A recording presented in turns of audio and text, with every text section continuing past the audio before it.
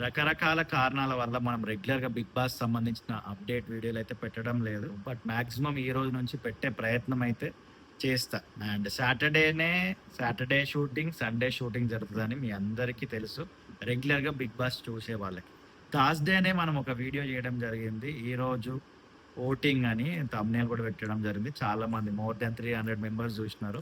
Thank you so much. And అందులో నేను చెప్పిన లీస్ట్‌లో ఉన్నది ఎవరంటే 'సృష్టి వర్మ' అని అండ్ 'పుష్పరాజ్' తగ్గేదేలే అది మనందరికి తెలిసిన డైలాగే.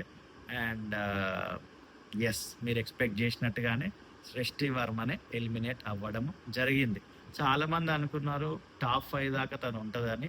బట్ లాస్ట్ వీక్ అంతా చూసినారు జనాలకి ఆమె ఎక్కలేదు. సో, ఎక్కకపోవడంతోటి ఆమెకు ఓట్లు ఎయ్యలేదు. మేబీ ఇంకొక వారము ఎలిమినేషన్ లేకుండా ఉంటే బాగుండేదని నా పర్సనల్ ఫీలింగ్.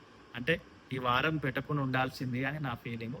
ఎందుకంటే థర్స్‌డేనే ఓటింగ్స్ ఓపెన్ చేసినారు. థర్స్‌డే, ఫ్రైడే అండ్ సాటర్‌డే మార్నింగే షూటింగ్.